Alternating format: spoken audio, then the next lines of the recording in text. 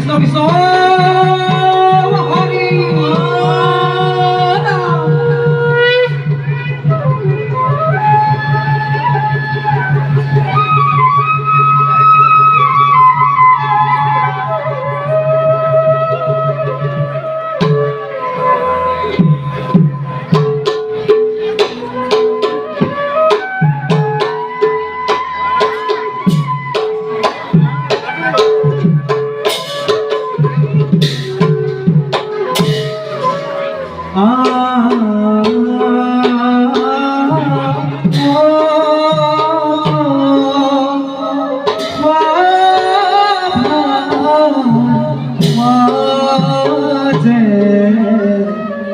জগত জননী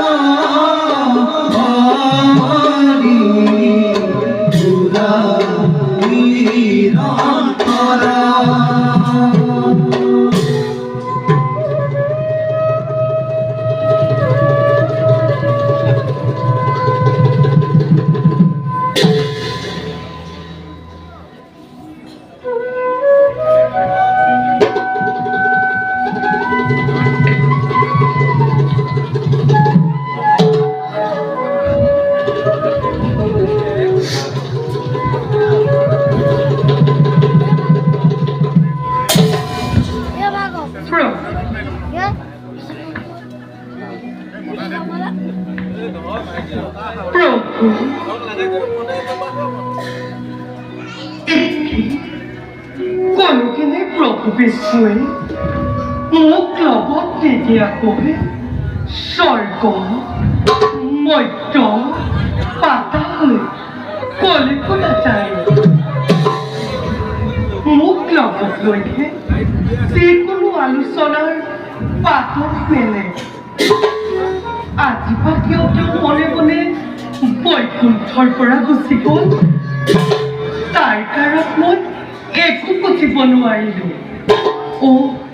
নিশ্চয় নিশ্চয় কৰবাত গুপ্ত আলোচনাত বহিছে। গোবিন্দ গোবিন্দ গোবিন্দ গোবিন্দ রাম মুরারি অনন্ত কোটি ব্রহ্মাণ্ড এ হরিরধি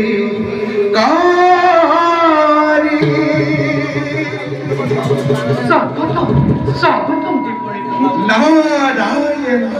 নারায়ণ গোবিন্দ গোবিন্দ গোবিন্দ গোবিন্দ গোবিন্দ রাম মুরারি অনন্ত কোটি ব্রহ্মাণ্ড হরিরধি অনন্ত কোটি ব্রহ্মাণ্ড এ হরির অধিকারী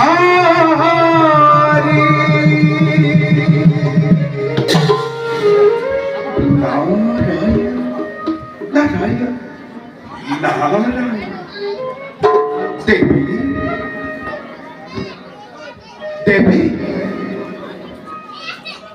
দেবী কিবা হেতু দেখো আজি দেৱীৰ বিঘানিত মন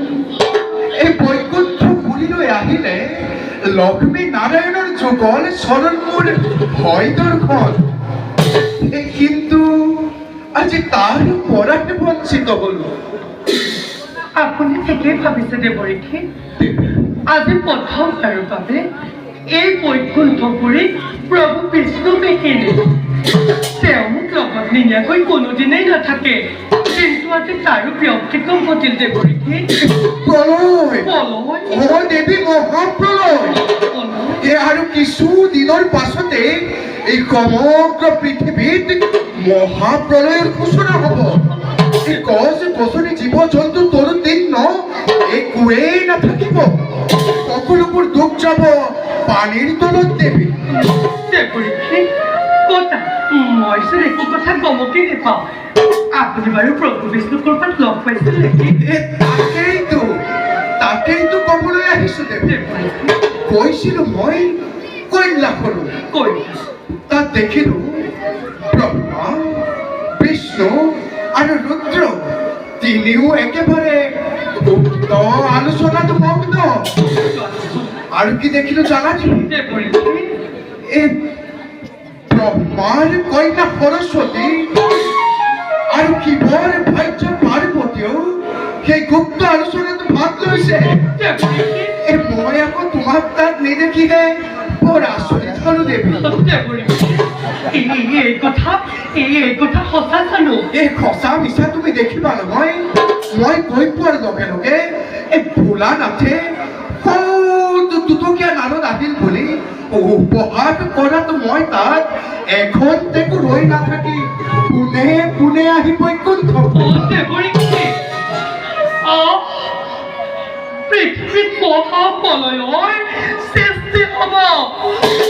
পৃথিৱীত ধ্বংস হ'ব তাৰ আলোচনা চলিছে গোপনে অথচ মই একো কথা কবকে নাপাওঁ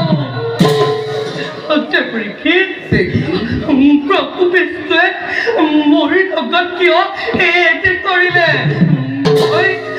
মই এতিয়া কি কৰিম দেৱৰীক্ষী মই ভীষণভাৱে অপমানিত হৈছো নাৰায়ণ নাৰায়ণ তাতোতকৈও ডাঙৰ কথা কি জানানে দেৱৰীক্ষী এই পৃথিৱীত যিমানবোৰ বেদ শাস্ত্ৰ আছে সেই সকলোবিলাক সংগ্ৰহ কৰি ৰাখিবলৈ দিছে নিশ্চয় মোকেই দিছে প্ৰভুৱে সংগ্ৰহ কৰি ৰাখিবলৈ দিছে ব্ৰহ্মাৰ কন্যা সৰস্বতী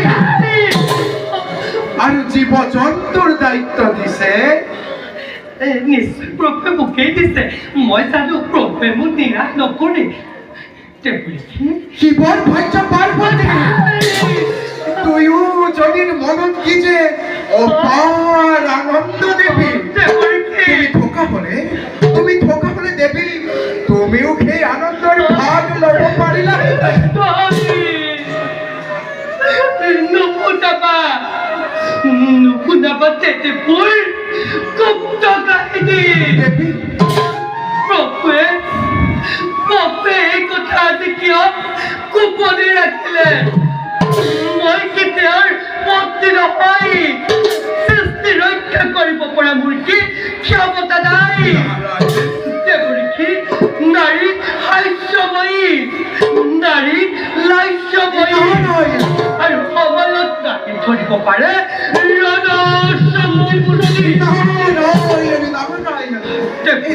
দেৱী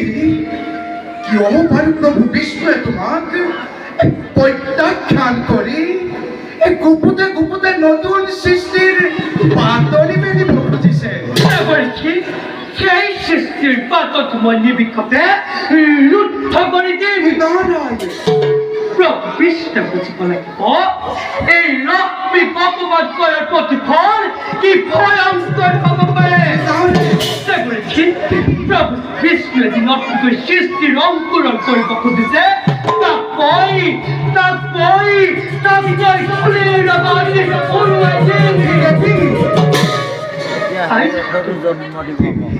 আপনাকে আপনাকে হচ্ছে করি আপনার সাক্ষাৎকে একই মহাপলয়কারী দৈত্য সাধন করি কৃষ্ণজি নতুন করে সৃষ্টি অঙ্কুরণ করিব হচ্ছে তারপরই ফুলের দুর্বাই দেবী সমর্থন মানব স্বর্গের দেবতা মন্ত্রী আর সাইবা পাতালের বাকুকি নারিয়ে কি কোন প্রতিকূল হব পারে দেবী তুমি এনে কাৰ্যলৈ আগবাঢ়িবা বুলি মই সম্পূৰ্ণটো ভবা নাছিলো এই মহাপ্ৰলয় সৃষ্টি হোৱাৰ আগতে তুমি আন এক মহাপ্ৰলয়ৰ সৃষ্টি নকৰিবা দেৱী এই নতু তুমি আৰু মই দুয়ো মৰ্ত্যলৈ খহি পৰিম তুমি আৰু মই দুয়ো মৰ্ত্যলৈ খহি পৰিম দেৱী মই কৈহে থলো তুমি আৰু মই দুয়ো মৰ্ত্যলৈ খহি পৰিম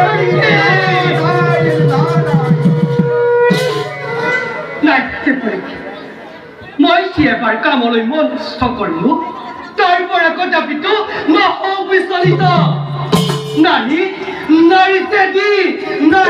হিংসাৰ পৰাই অনিল প্ৰভু বিষ্ণুৰ সমগ্ৰ সৃষ্টিময় বিনাশী প্ৰভু বিষ্ণুৰ সমগ্ৰ সৃষ্টিময় বিনাশী